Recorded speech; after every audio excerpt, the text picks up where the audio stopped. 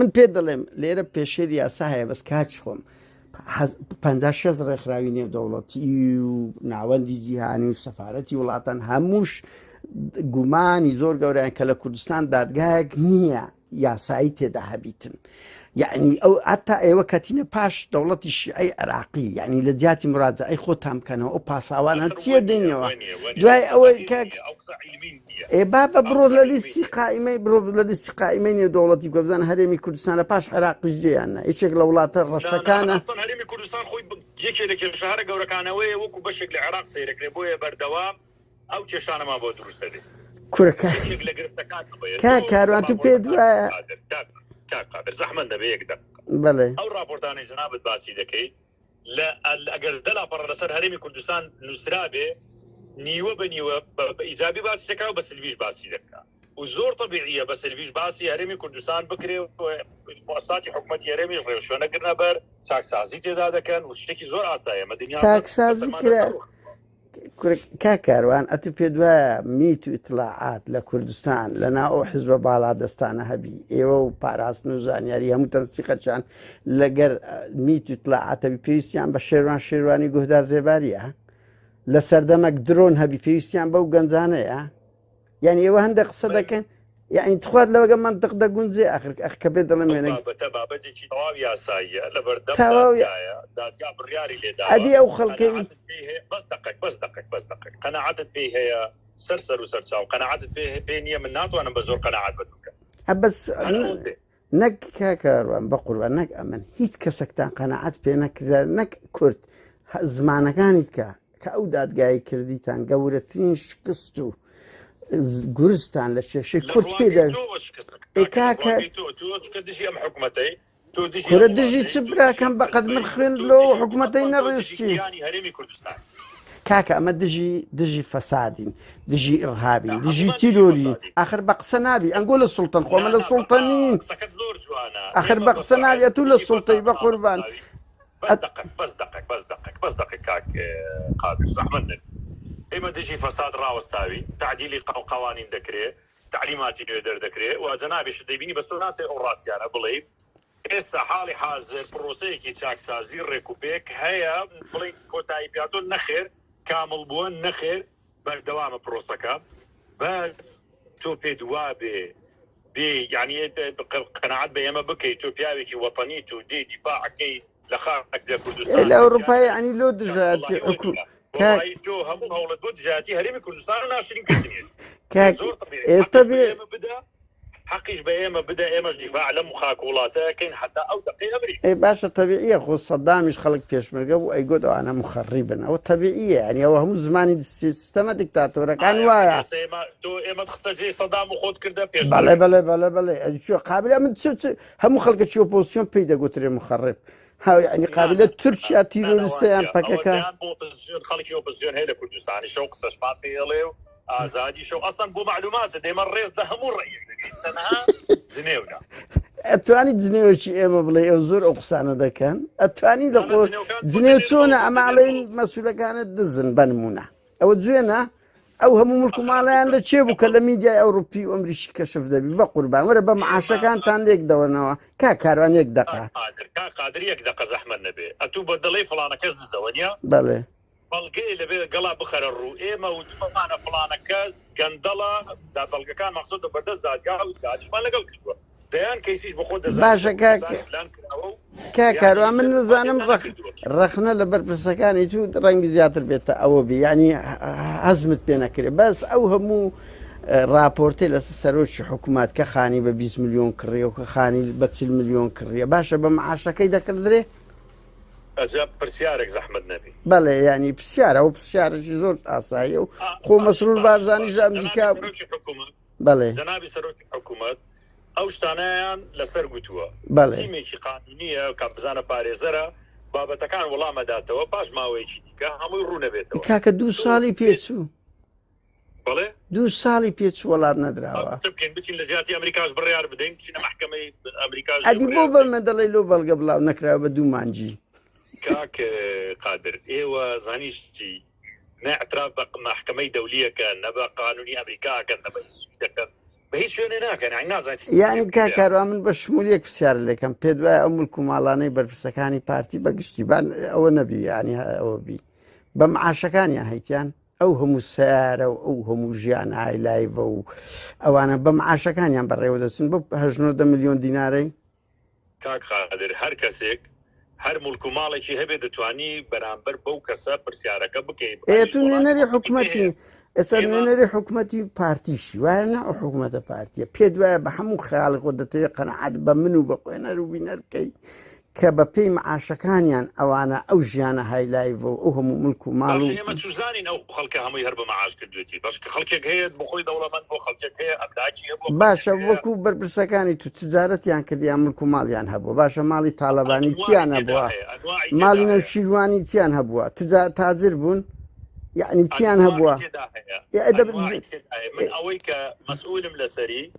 باسی پارتیەکەم باسی حزبەکان دیکە ناکەم ئەوانەی پارتی دام و دەستگای پێویستێ لە ناو حزب دەزانێت کێچیە چینیە چۆن پەیداکرۆ چۆن پەیدانێکرۆ نەزاهەی حزبیمان هەیە باشە کاک مەسعود چی هەیە باشە من بە ڕێزەوە دەڵێم کاک مەسعود چی هەیە ملک و ماڵی چی هەیە باشە کاک مەسعود چی هەیە حزبی من نازانم ئێستا کێچی هەیە ئەنانم پرسیارەی ڕۆژنامەگەری سادەیە وایەنە چیان هەیە چیان هەیە کاک مەسرور و کاک مەسعود خۆ بە ڕێزی شۆخۆ وشەی کاک وشەی ڕۆژنامەگەریش نییە بەدەم لەبەر ئێوە و خەڵک چیان هەیە چ ملک و ماڵیان هەیە تووەکو ڕاوێژکارێکی سەرۆکی حکوومەتی وایە نەیەک دەبتە سەرۆکی حکوومەت نییە لەسەر ئەوەی جیرانەکەم بۆکو شەخص نازم جیرانەکەم خانۆکی خۆیەتی یانە ئەخر کاک کاروان کاکاروان ئێستا من بەس پرسیارێک لە جەناب دەکەم تۆ ئەو خانووی تێدا دەژی لە سوید بەڵێ من توزانم هی تۆیە هی حکوومەتە لەبەر ئەوەی لە نێت هەیە کاک کاروان بە قوربان لە سوید هەموو شەفافە ئەو خانەی من لێ دەدەی دەزانی من پێڵم ئەڵم من نازانم بەرپرسانی ئێمە یان هەر کەسێک ئەو خانووی خۆیەتی ئەو قەسڵێکی خۆیەتی ئەو سیارەی خۆیەتی ئەو پارەی خۆیەتی من ئەمە نازانم ئەوە ئیشی خەڵکێکە کە مختص بێ لەو مەسالە مە ئیشی من نییە خۆ ناکرێمە لە هەموو مۆزوع قسە کاک کاروان ئەوەیە یعنی لە هەموو دنیا کە سەرۆکان دەچن سەرۆک وەزیر پەرلەمانتارەکان ئەوەی خۆیان ملک و ماڵەکانی خۆیان دەنووسن لێرەش ولراوە لێرەش جەنابی سەرۆکی حکوومەت بەڵێ سەروەت و سامانی خۆی لە ناو فایل چی هەموو ڕادستی نەزاهی کردووە بۆ بڵاو ناکەنەوە چی هەموو میدیاچی ئەوروپی کەشتەشی جوانە ئەگەر کردتان ئەگەر کردتان هەموو زانیاریەک لە لای حاکم ئەحمەد و هەینەی نەزاهی هەرمی کوردستان هەیە ئەگەر نەبوو من بەرپرسم لە بەرامبەر ئەو قسەی کردی باشە ئەمە داوات لێ دەکەین وەکو ڕۆژنامە نووسەک ملک و ماڵی کاک مەسرورمان لە بۆ بنێری تەبیعیان بڵاوکەنەوە کاکە لە بۆ منێرە باشە باشە بۆ بڵاو ناکەنەوە بۆ بڵاو ناکەنەوە کە دیاردەچی جوانە وایانە کاکە ئەوە کاک خادر ئەوە ئیشی من نییە من شت بڵاو بکە کاکە تۆ ڕاوێژکاری بە قوربان ڕاوێژکاری ڕاگەاندنی بەڵێ بەس دقەیەک هەر وەختێک پێویست بێ محکمە یان بەڵێن نەزاهەت محکمە هەر شوێنێک داوا لە نەزاهی هەرێمی کوردستان بکە ناوەندێکی ڕەسمی بێ هەموو تەفاسیلی بێدا بۆ معلوماتت خەڵکی پارتی زۆر بێ منەتە لەو کوردستانەی کە لەسەری دەکرد لەسەر مۆزوعی ئەملاک و ماڵ و فڵان و فیسان چونکە هەر بەرپرسێکی حکومی لە هەرێمی کوردستان بەهی پارتیەوە بەهی یەکیچێتیەوە بەهی گۆڕانەوە هەر کەسێک لە تایبەت بێ لە هەرێمی کوردستان ملک و ماڵی خۆی بژڕۆن ئەگەر لەوێ یەک فایل نەقص تێدا نەبوو من مەسئولی لەسەر قسەی بەس ئێوە وەکو سلێمانی لە دنیاتان لێ بۆتە سەرمەسۆلەکە یعنی نازانم یعنی تو پێت وایە کاکەوە ئێستا قوبات تاالبانیش ئەڵێ هیچ ملک و ماڵم نییە مقتەنەعی بۆ قسەی قوبات تاالبانیش دۆسیەکەی لە دەستەی نەزاهەیە کامل فایدەکەی کەسیە یعنی زای خۆی کاک کاروان ینی بەس ئەو جملەیە زۆر خۆشە ئەتوو بڕوات وایە کە هەموو بەرپرسەکانی ئەمن با ناو نەدەم هەموو بەرپرسەکانی پارتی یەکێتی ملک و ماڵەکانیان لە لیژنەی نەزاهەیە و بەو معاشەی بەڕێوە دەچن مۆزوعی معاشەکە لێگەڕێ ئەوە بۆ نەزاهە خۆی بەڵام هەر کەسێک کە هەر شتێکی هەبێ لەوێت تۆماری کرد کە بەرپرسە بەرامبەر ئەگەر هی ئەو نەبێت سبەینێ هەر قانونیان شمولی ئەو ناکە وەرەسەکە شمولی منداڵەکانی ئەو ناکانی باشەوان هەموو لە چیابوون چیان هەبووە ینی هەر سێ بنە ماڵە نیە برای من ئێوە خەڵکتان پێ سوالکەر بووە نانە سوالکەر نەبووە کاکە ئێستا ئەم ماڵی تاالبانی کاکە باواز لە پارتی بینین ماڵی نەوشیروان ماڵی بارزانی جاوە بەڵێ یعنی ئەو هەموو ملک و ماڵیان هەبووە هەر کەسێک برای بەڕێز هەر کەسێک بای خۆی پشتی هەبووە کەم تا زۆر ئەوە ئیشی من نییە کێ زۆری هەبوو چێکەی نەزاهێت کاچ من ئەم ئێمە لە سوید هەموو هاوڵاتیەک ژیانی شەفافیەتە نەک سیاسیەکان من تۆ ڕاوێژکاری ڕاگەیانی حکوومەتی بە قوربان سەرۆکی حکوومەت نیم قادر ئەی پلەت چییە کا کاروان تۆ تا ئێستا ئیش و کاری من نازانی پلەت چییە کاکە من بەدەمام وا بنووسم خزمەتکارێکی وڵاتم پێویست ناکا بڵێت نابێت کا کاروان بە قوربان ئەتوێستە بە ناوی حکوومەتەوە لە بۆ مەزبورم بۆ ئاشکرا بکەم باشە تو ینی قەزانم پلەی نهێنی چییە بەس پلەی ئەو دەوڵەتم ئەو کارمەندێکی ئەو وڵاتم ئەو دەوڵەتم خزمەتەکەم تۆ هەر عینوانێکت بۆ منداناوە ئازادی بەس من عینوانی من لە لای مؤسسە و دەدام و دەستگای باشە بۆ پێت شەرمە پۆستەکەت بڵێ ئەوزەکەی مشکلی ئێستا شەرمە وەڵا دەناندم پێ خۆش پۆستت چییە ینی مادام ئەوە بی ئەوەی ئەمە زانیمان کارمەندێکی ڕسمی دەوڵەتم کاکە ئەو زۆر شمولیە ئەو زۆر شمولێکو بەوەیە کە چیان کاک کاروان بەیەکە چیان گوت کاچ خۆم ئەو بەیەکە چیان گوت کوڕشی گوتی خوارزای ئەوەی ما بە قوربان ئستا بە من بڵێ آخر دەبێت تعریفت پێ بکەم تعریف ئەوەی ئەمە زانیت مات و بەرپرسی بەشینێنی هەموو میدیا سێبەرەکانی پارتی خۆزگەوا بوو بە یعنی پیشانازی و پێ دەکەی کە لەو پەیجانەی ئەو هەموو زبرا ئەو هەموو ئەو دقەیەک ئەو حزبە ئەو دەستگایە ئەو وڵاتە هەریشێک بە من بسپێرە شانازی ئاخر بەزەوە میدیای سێبەر و فەلەکانە ئەوی کە تەشیر بە خەڵک دەکا تشتی تەشیر ئێمە بابەتی تەشیر و مەشیرمان نییە تو بڕۆسەی فەیسبووکی من کە کامەی تۆ پێت وایە زۆر مهمە من قسەم لەسەر کردووە زۆر بەڕێکپێکی و بە زمانێکی بەرز و بێ تەشیر و بێ ئەمە پێویستمان بە تەشیرکردن نییە سەراحەت پێویستمان پێ نییە بەڕاستە یعنی ئەتو دەتوێت قەنەعەت بە خەڵک بکەی ئەو هەموو میدیا سێبەرەی هەیە کە دیفاع لە پارتی دەکا باسی خۆم دەکەم نانا من ئاخر ئەتو کات ئەتو بەنای گەنجێکی خوێنگەرم دەبینی لە شوێنێک پەیزێکی هەیە نازانم ماڵپەڕێکی هەیە ئەو بابەت پەیزی خوا کورک و خۆروانە چ ناناسی باوەڕ بکە من هەر نیشتە کۆڵە ناناسی نابخوای ناس نازانم مسلمانیشی وانێکا کاروان کە دەڵی بخوا واللهی ئەگەر خوای گەورە لێم قبولکە لە تۆ مسلمانتر توێژەکەم ڕۆژوە بەڕاستە قەدیشم کردووە ئەگەر تۆش بە تەمای دادوە داوەریەکە بکەی ببی حاکم لە سەرمان نانا من حەقم نییە ئەوە ئازادی براکەم دوو ئازادی بەس قەزم لەوێ دەرێ مەسەن بە ناوی خواەوە دەڵێ ئەمن یعنی ئێستا تو زۆر لە بەرامبەر خوای گەورە لە بەرامبەر خەڵکیش بەرپرسیاری ئەوەی تۆ ناسی من هەر نایەن ناسم هەر نایەن ناسی پێدوایی منە نەوانە ئەتو سەرپەرشتی ڕقەمیەکی مخەوەل کرد ئەمن سەرپەرشتی پەیج و سایتوانە بەڵێ تەشیر بە هەموو خەڵک دەکەی کا کاروان هیوادارم تەرک بکەن زۆر خۆشە بەو زمانی چکە من ئەوە بەرپرسیارەبی بەرامبەر بەو قسەیە گەم بدەیە کە من ئەو ئیشی کورە بەڵگەی چ بینم ئێستا کە ملیۆنە ملیارەها دۆلار لەو وڵاتەی دەدزێ بەڵگەی چ پەیدا بکرێ سەردەشتی رۆر کرایە بەڵگەی چ بینم بەس پێم برێ کاچ خۆم ئەمن تۆ ئەزانی چییە ئەمن دۆست ئاخر ئەو دەوم مەکەم ئەمن دۆستی ئەوانم تا لە دژی تورکیا بن تا دژی وایە ئەم بە بەردەوامی وا بوومە هیچ پێم شەرم نییە دۆستیانم لە پشت حرەکەی ڕۆژئاوا و باکوورداین لەبەرەوەی حرەکەی شۆڕژێرە بە سەربەوانین ئازادیشی لە خۆتان ئەنگۆ دایمو سەعات تەخوینی خەڵک دەکەن دەتانەوێت دژمنێک بدۆزنەوە جەنابەت پەکەکەی مناقشة دانية باش أرزو خوتانا أرزوني واضحة براخو سياستي تو واضحة قصة واضحة إيش كردنت واضحة يعني بدوايا إما لجوي قاعدة أري والله لجوي قاعدة نستكا كاروان هيش بدنا نزاني إيش إما سيا تايس نزاني موقف الريال وقناعته رأي إما سيا هل خوته وتلفونك الدزدك زرم ليه دزنا زرم أو وليدي خوشي زرم إيه رواية كاكارون بارحال آزادن براكم أقول دايمو سعاد دبي يكيك ببينوا رجايكي برانا بله وكو رجايك خلق تعبير نخين دوار نبي خلق تعبير نزان نبي کامی تۆ دەیبینی لە وڵاتە گەنجەکانمان ماستەر و دکتۆرای هەیە لە باشترین زانکۆکان دەخوێنن لە کوردستان. من خۆم بەش بە حاڵی خۆم لە زانکۆی سەلاحەتی دەخوێنم و هەموو کا کاروان چۆن بە ساڵ و نیوەچی مادسێرە تێنابوون بە ساڵ و نیوێ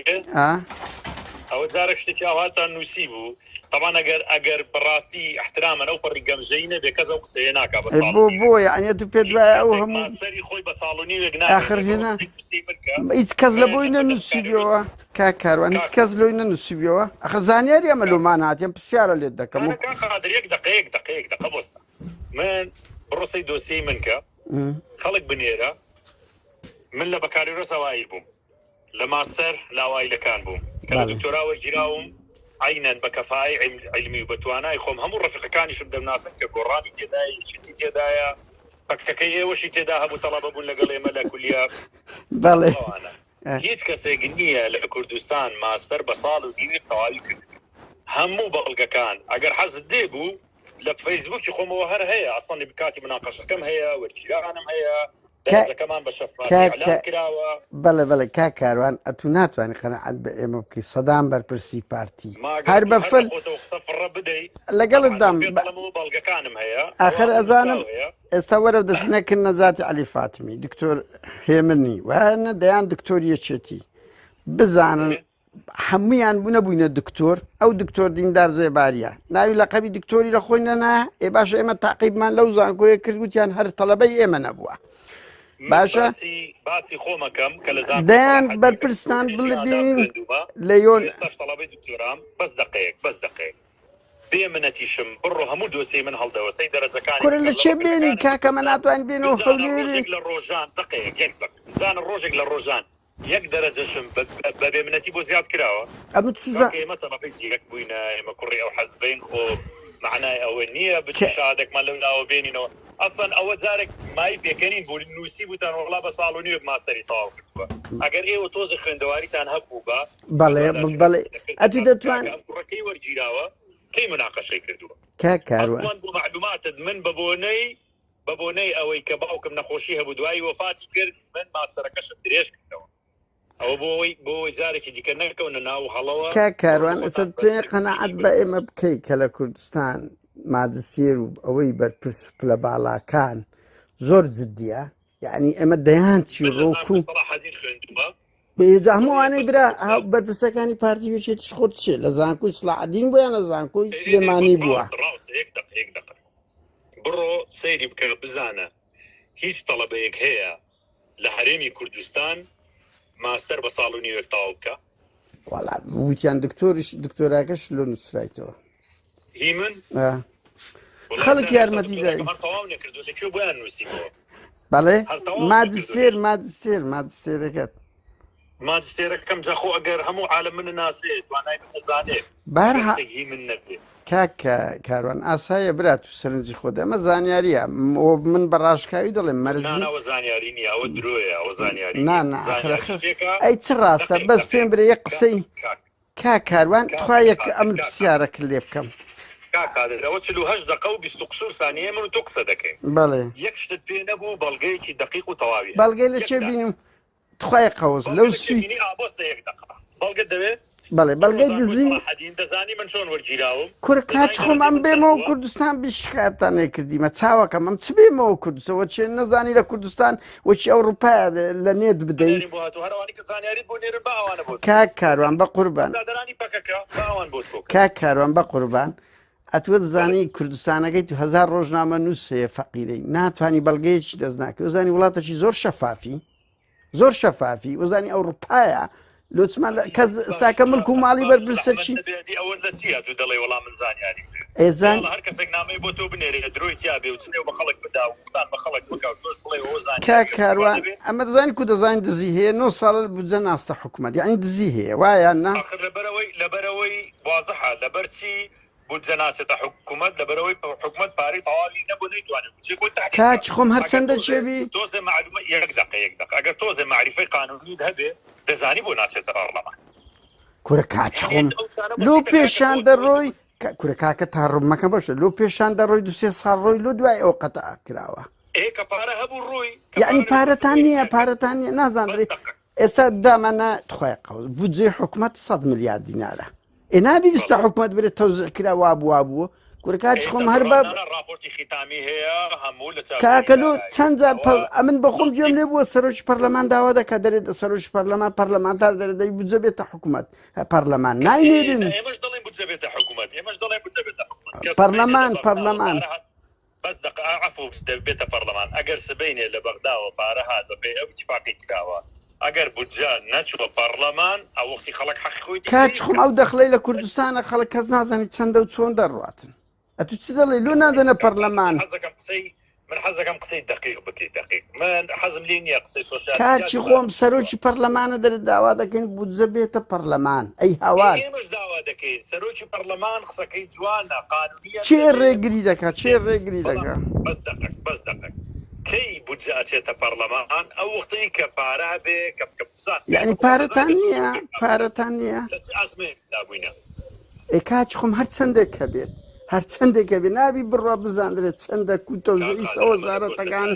ئەمە ئەو خەرجیاتی حکوومەت ئەوەی کە سەرف دەکرێت هەمووی چاپی دارایی تەصدیقی دەکات حکوومەتی عێراقی خۆی لیژنەی ناردۆتە هەرێمی کوردستان تەصدیقی کردووە لە دوای ساڵی 91ەوە هیچ لیژنێک لە عێراقەوە نەهاتووە ئەو لیژنەی ساڵی 2019 نەبێ کە هات تەصدیقی کرد دەست ئێستا حکوومەتی عێراقی هەمووش دەزانێت و حکوومەتی هەرێمی کوردستان عفو پەرلەمانی کوردستان دەتوانێت هەر ئەندا پەرلەمانێکی بێت دەتوانێت لە چاودێری دارایی بزانێت چه ساڵێک چەند صرف کراوە چۆن سەرف باشە کاکەڕم لە بەوەم نییە بەرهەم ساڵە یعنی قسەی خێری لە ئەوروپا دەژی دەبێت لەو شتانە دقیق کاکە زۆر دقیقین لە هەموو وڵاتەی هەر چەند دەخل هەبی هەر چەند دەخل هەبی دەی بیستە پەرلەمان کاکە پەرلەم سەرۆکی کاکە بۆ دوو ساڵ کە بەرهەم ساڵە لەوێ بوو دەچوە پەرلەمان 2011 کاکە وەختی بەندام ساڵح زانی چ پارەیەکە بوو عەزیزم ئەدیلۆ لە فترەی نێچیری نەبوو حکوومەتی بەتاڵ کردەوە قاسەی حکوومەتی بەتاڵ کردەوە حکوومەتی تووشی ئەزمە کرد باشە لۆدی ساڵێک لە دوای نێچیری شەبوو دوای نێچیری شەبوو بەس دوای ئەوە لە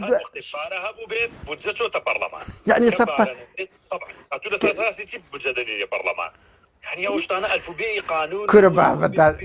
قانونی بودجەنە تو دەبی ئەگەر هەر هیچ نەبێ شتێکی من ئەو وارە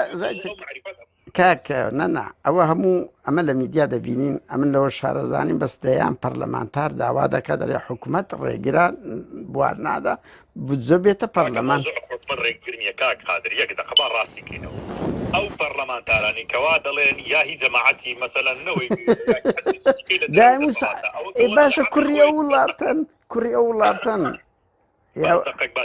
ئێمە نەمانەوە کوڕی وڵاتنی هەموو ئەندامێکی پەرلەمان حەقی خۆیەتی بڵێ با بودجە بچێتە پەرلەمان ئێمە ژەڵێن با بچێت بەڵام بودجە لەسەر ئەساسی چیە لەسەر ئەساسی ئەو پارەیە کە حکوومەت هەیەی ئەچێتە پەرلەمان عەزیزم کە حکوومەت لێ دیار نەبوو بە پارەی دیار نەبوو نەوتاوەتە فەرمووتنەوت ڕاوەسێ ئەزمەیەک دروستە بێ کۆرۆنا دێ نازانم شەڕی داعش کە پارە بێت چ بودجێگەنینە پەرلەمان کاروانبارە هەم 54 دقیق بینەر و خوێنەرەوە دەبن ئێسامە لە قستنتاجی قسەی و گەیشتنە قەنەعات پارتینە تیرۆری کردیانە ئێڕابی ئەلکترۆنی دەکا نەبەرپرسەکانی دزن بەنمونە گەندەڵن باوا برێ بەرپرسە دیارەکانی پارتیوێکێتی شەفافیت ئەو پەڕی هەیە بە پێی قسەی جەنابەت وایە نەخێوانی منوام نەوت لە کۆی قسەکانت وا پیشاندا دقیق ئەگەر گەندەڵی نەبوو با چاکسازی نەدەکرێت گەندەڵی کاکە لە سویدی شێ لە هیچ دنیانیە نەبیتن بەس نسبیە بە قوربان تۆ وتت بەرپرسەکان شەفافیت هەیە محکەمە زۆر باشە وەکو چێ کاک کاروان تخوا بە ئەو پرسیاریە خۆ ئەمن پێ دەڵێن 50 ڕۆژنامەنووسان تیرۆر کوشتیە بەس ناوی یەک بەرپرسم پێ بڵێ کەتە زیندان دەسە دزین ئەمە هەموومان دەزانین دەیان ڕۆژنامەنووس جیرایە تیرۆر کرا لەژێر دەسەڵاتی ئێوەیەکێتی وایان نا لەسەر شتی زۆر بەسیت بەڵام ناوی یەک بەرپرسم بڵێ لەسەر دزیەکی گەورە دژی کەتە ژۆرێ دەسە کارێک تیرۆرسی تۆ لە من باشتر دەزانی چەندین بەرپرس وەکو زەحمەت نەبێت ڕاوەستا خەپەلەمەکە یەک دەق چەندین بەرپرسی لە ئاسی جۆرا و زۆر لە مۆزەفەوە هەتاکو و وەزیر لێکۆڵینەوەی لەگەڵ کراوە هەتا بەرپرسی حزبی جۆرا و جۆر عەسکەری هەموو ئەوانە ئیجراتیان لەگەڵ کراوە و دراوە بە محکەمە هەرێکە بەپێی اختصاصاتی خۆی سندیان لە ژۆرێنە کاک خەڵک کراوەتە ژوورێ پێویست ناکەم آخر ئێستا لە عێراق دیارە کاچی خۆم لە عێراق دیارە هەر دەیان بەرپرسناوەکانیان بڵاو دەبتەوە لە ژۆرێنە وەرە پێم بڵێن وەکو یەک ناوم پێ بڵێ زۆر هەیە 32 ساڵە دەزانی کورە کاچ خۆم ئەنگۆیەچێت 32 ساڵە یەک بەرپرسی خۆتان نەخستە زیندان بەس دەیان ڕۆژنامە ئەی کاکە ناوەکم پێ بڵێ نارێ وەزی زۆر ناو کاک قادر زۆر ناو بوون تۆ ئەگەر ڕۆژنامە نووسبی دەزانی کاکە ئەتوش ڕۆژنامە نووسی دقەک ڕاستە زەحمەت نەبێت تۆ تەوێ نایەک بە من بینی من زۆر لەوە وریاترم تۆ بتەوێ نایەک نا ئاخر کاچ خۆم ئەگەر لە ژۆرێ بی هەموو کەس دەیزانێ وایە زۆر کەس هەیە کاکە وستەم پێ بڵێ نەک گەورە وستە دەیان کەس هەبووە من ناوت پێ نادەم لە ژۆرێ بی لۆ ترسیدا وەڵای ئەم هیچ نازانم ئەم دەزانم هیچ نییە بەس لۆ فەقیر هەیە بڕۆ ئەو دادگایانەی کوردستان ئەگە یەک بەرپرسی باڵا دیتەوە قەدپی باڵا ها دەوەڵی ئەوەی ئەمما تۆ ئەو قسەیە دەکەیت ئەوە نیشانەی ئەوەیە کە لە کاچ نازانم ناوەکەم پێ بڵێ ناو زۆرە پێویست ناکە بە توی بدەمە باشە کا کاروان ئەم بەچ بدناسێنم بە خەڵک باشە مشکلەک نێ وەڵا هەر وەکو کاروان محەممەد سابیر ئەخر ناکرد نانا کادیری پارتینی ئەتوی لە قەبت هەیە پلەکت هەیە معقول نییە دەبێت دەوڵەتم من کاچ خۆم کارمەند لە ئەوە خزمەتکارێکی پاکەرەوە دەگری هەتا سەرۆک وەزیران هەمووی دەگرتەوە هەر وەزیفەیەکمان هەبێ کاکا لە پێویست ئەمن دەنووسم ڕاگەاندن کاری ڕاوێژکاری سەرۆک من نانا من هەڕێک بنووسە کادرێکی پارتی ناکرێەوە ئەو خەڵکە لە دەستە تو هەڵدێ ڕادەکە نا بۆ کاک کاروان بە قوربان دڵنیا بن لە بۆ مجامە لە شم نییە ئەمن بۆ خۆت باش دەزانی دەزانم ئەوێ چم گوتی و چ دەڵێم ئەمن کێشەمان شخصی و قین نییە بۆ کێششمان دەژن دەمانەیە بەو زمانە لەگە یەکتر قسە بکەین کاچ خۆم هەموو شتەکانت بە شخصە نەکردو کاکارەزوی خۆتان ئەنگۆکو تێ بەس دقەک گوێم لە ڤیدیۆی تو بۆ تۆ جوێن دەدەی بە شخصێکی کە وەزیفەی ڕسمی هەیە لە وڵاتە ئەجە چییە دوێنی وەچی چێ وەچی چێ ئەم بکە پێی دەرێم دزن کاچ خۆم ئەتوو پێ کاک کاروان بە قوربان ئەمن ئەزانیت ئەوە دوێن نییە دزی ناپاچی گەندەڵی ئەوانە دوێن نی کاکە نەم کردیە بە قوربان ئەو ڤیدیۆم هەیە دوای ئەمەش بە شەری باشە لۆ کورە بابە بڵاوکەنەوە بە قوربان ئەمن خۆم دەناسم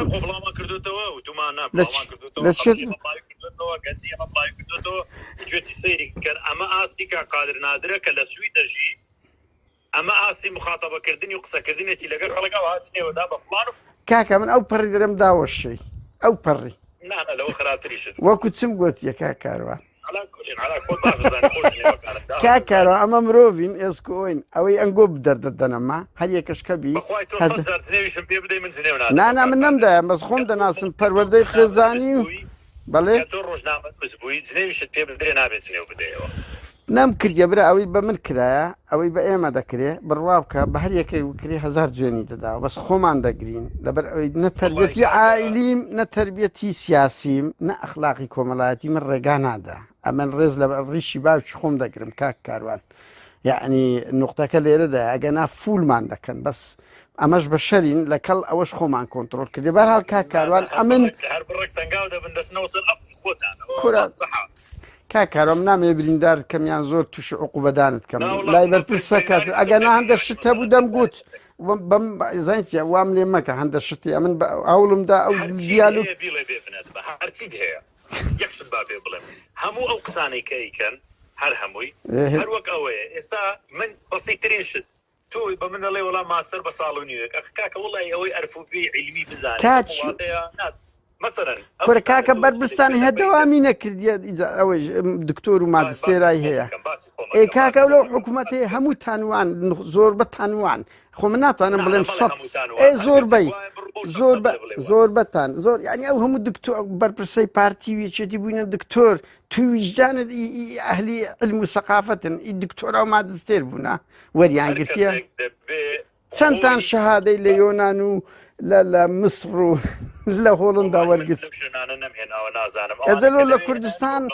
علم و سەقافەتەکەی لەژێر دەسەڵاتی ئێوە یەکێتی باشترە؟ کاک قادر من بەش بە حاڵی خۆم تەبەیکی ئەوایش بوو هەموو ڕەفیقەکانیش مەزانن هەموو دەرەجەکانیشم وازەحات بێ منەتیشم هەر کەسێکیش کە دەزانی بە گەندەڵی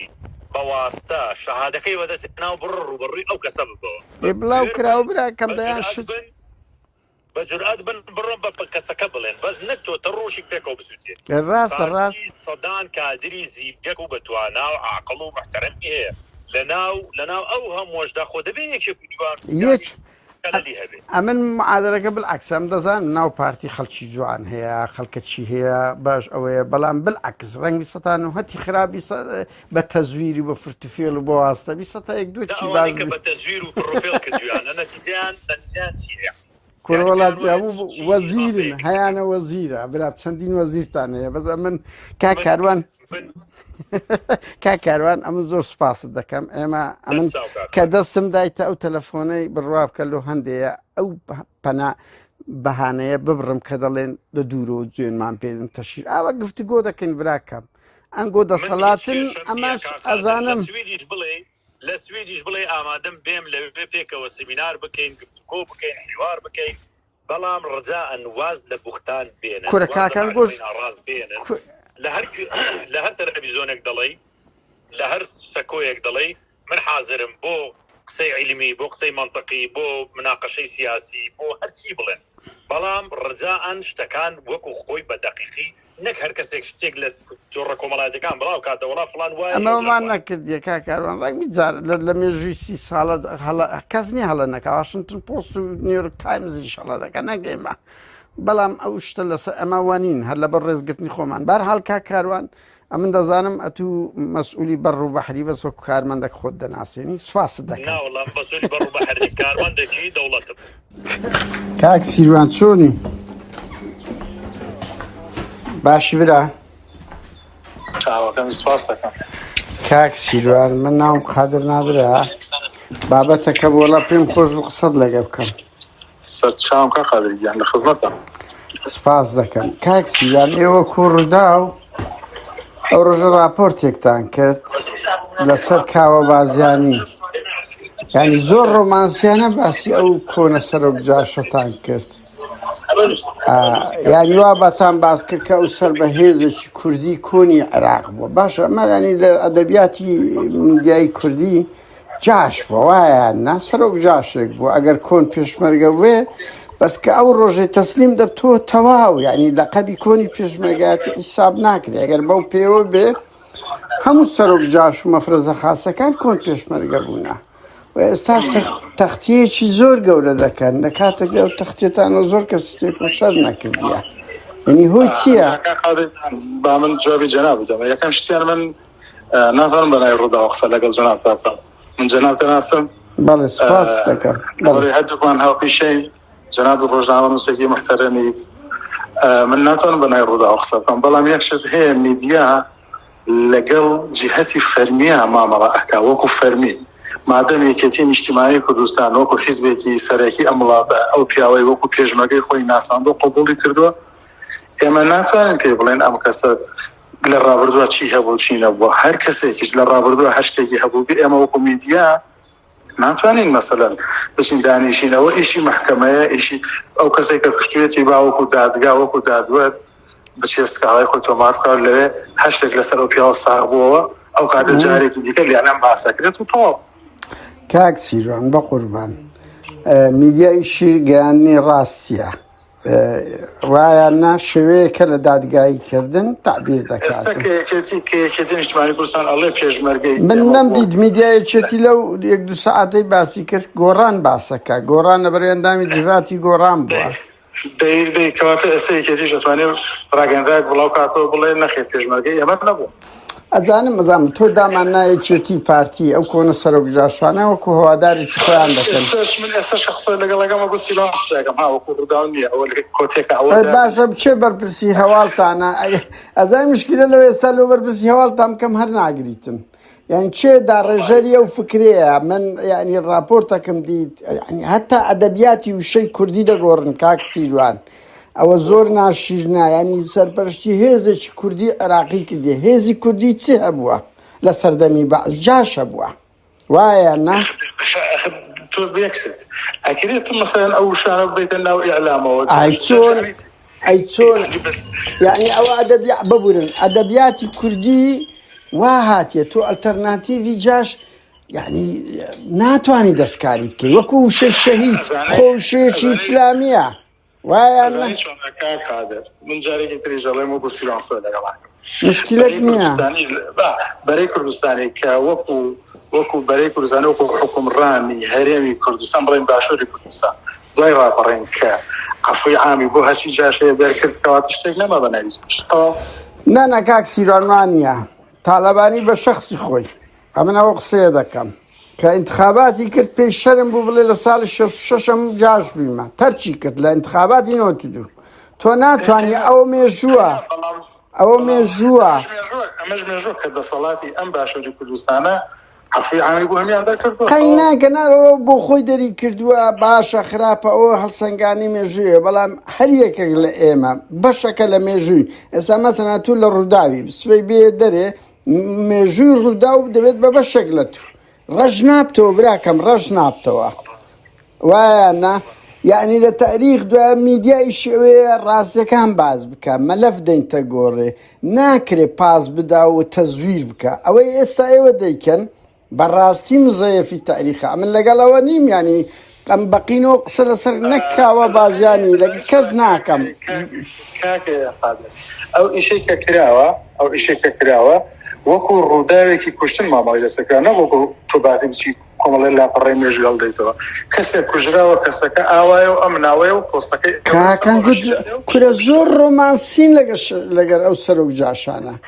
بەجددیمە یعنی مکیاجی دەکەن جوانی دەکەن بڕوا بکەم بسبێنێ شتەکەم لێ بەهاتدا ئەو نە و تەقسیێتان دەکرد نە ئەوەشتان دەکرد کاچی من ناکرد نانە قەزدم لە سەدێ بەنمونە دێ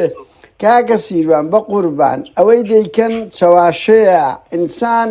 ئەگەر بەرەی کوردستانی لێ خۆش بوو ئەگەر ئەمر قەزم لێرە هەر کاوە بازیانی نییە کۆی سەرۆک جاش و استخباراتەکان مەفرەزەکانە ناکرێ مێژووی چەواشە بکەین بەڵێ ناشکرێ ئێمە لە خۆمانەوە مەسەلەن شتێک بڵێن کە بەیانی دووبیانی لە دادگال بە پێچوانەوە لەسەرت ساغبێتەوە ئەسڵ بەس ئەو ناوی هەیە براکەم ناوی هەیە خۆ ناوی لە مەلەفەیە لە دەیان ئەوەی خۆ منەمان گوتیە بڵێن ئەنگۆ 20 کەسی کوشتیە وەکو خەڵک مەسەلەن باسی کردیا ئەمە دەڵێن چۆن مێژووی چەواشە دەکەن چۆن پاس دەدەن کاکە من لە سەرتاشەوە پێوەتی کا قادر من نەخۆم بڵێم وەکو ڕووداوژاری تۆ بدەمەوە من ژمارەیەکە بۆنێرم ئینشاڵڵا پێنجێکی پێ بکە ڕەنگە و بتوانێت بڵێ ئەمە سەبەبەکەی بۆ لەبەر ئەمە بووە باشە بۆم بنێرە ئاکۆشم بۆ بنێرە بەنای منیش پێ بڵێ خۆ ئاکۆت یەزانیتی ئەزانی کاچی من ئەمە زۆر یەک پێم سەیرا ئەنگۆ تەختیەشی ئەلامی زۆر گەورە دەکەن لە کاتێکدا ئەوەیەک بووە ینی کەسایەتێکی زۆر گەورەی کورد نییە بەڕاستی پێم سەیرە نە پۆزەتیڤێکی گەورەی نواندیە نە ئەوەیەکە دوو مزەیەفی تاریخ دەکەن کاک سیروان مزەیەفی تاریخ دەکەن یعنی تاریخ پاس دەدەن هیوادارم یعنی من قەزم چێشەکە لەگە تو نییە لەگە ڕووداوە من ئەزانم تۆ لە کێشەوە قساکەی تۆ لەلایەنە کوردایەکەی خۆتەوە قسەکەی لەلایەنە دڵسۆزەکەی خۆتەوە قساکەی هەر ئەوە کاک سیروان من دەمەوێ بکەم جگەلەوەی کەسەکەم لەو بوارە ئیشم کردیا ئەو کاچی من گەیشتە ئەو دەرەجەی میدیای کوردی ئەو جاش و ئەنفاتیانە ئەو یەکەم جار نییە دەتانەوێ جوانیان بکەن شەرعیەتیان پێ ئەمن لەو ڕوانگەمە یعنی ئەمن لە بەوەم نییە بڵێن بەس کاوە بازیانی کێشە کاوە نیە نابی هیچ کەسە کە ناوی لە قائیمە هەبێت جاش بێ ناپاک بێ ئیبراز بکرێت من وەکو خۆم ئەوکو سیروان گلەیەکەت بە نەزەری اعتیبار وەرەگرم ئەشی گەێنم بەسەر چاو لە جەنابی شتێ ئەگەم ئەو گلەیانە ئەوە گلەی نییە بەڕاستی ئەوە کاک سیروان تۆ وەرە بیرکەوە میدیایکی جوولەکە شتەشی وا بکاتن لەگەر ناپاکەکانی خۆی لەگە تاوانبارێکی ئەنفالی جینۆسایدی هۆلۆکۆست چی پێ دەگۆترێ بەهەرحاڵ ئەو ژمارەم بۆ بنێرە ئەگەر نەبوو مەجبورمەوەی بڵاوکەمەوە لەبەر ئەوم دەزانم ئەویتکەتان بڵاو هەڵ ناگرن کاک سیروان بە هیوام هەر بگری هەرسڵاوت بەدەنگ تەزت ناسی و پەیچێکە خۆت نا خۆمەش گفتوگۆ دەکەین کاک سیروان وایە نەبوو پەر ڕێزۆت سەرنجی خۆت دەدەیوە دەڵێ ئەم بەرپرس نیم بە ناوی ڕوودا و قسەت نەکردیە سەرنجی خۆتدایە ئەمەش دەمانوێت کەیسەکە گەرم بی بەڕاستی گەورە بی یعنی ئەمن لەگەڵ ئەوە مەوزوع سەدبارەی دەکەم کاوە بازیانی یەکێک لە سەرۆک جاش و ئەنفال تاوانبارەکانە کە دەستی سوورە بە پێی زانیاریەکان لەسەر بەڵام ئەمە نامانەوە شەرعێت هیچ کە بەو سەرۆک جاشوون ئەنفالچی مەفرەزە خاسانە بدرێ کاک سیروان یعنی میدیای کوردی ئەگەر بێدەنگ بی باشترە لەوەی کە جوانیشیان دەکە کاچ خۆ مێن مێژووی ئەوانە جوان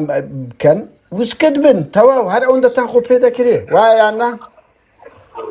باشە من لە خزمەتم ئینشاءڵڵا ژمارەکە بۆ نێر باشە چاوەڕێتم کاک سیروان ئەگەر ئەو بێ بێگومان ئەتوو بە ناوی ڕوودا و قسەت نەکردی ئەگەر نامە چ بکەن دەڵێن پەیوەندێک لەگەڵ بەرپرسی پێ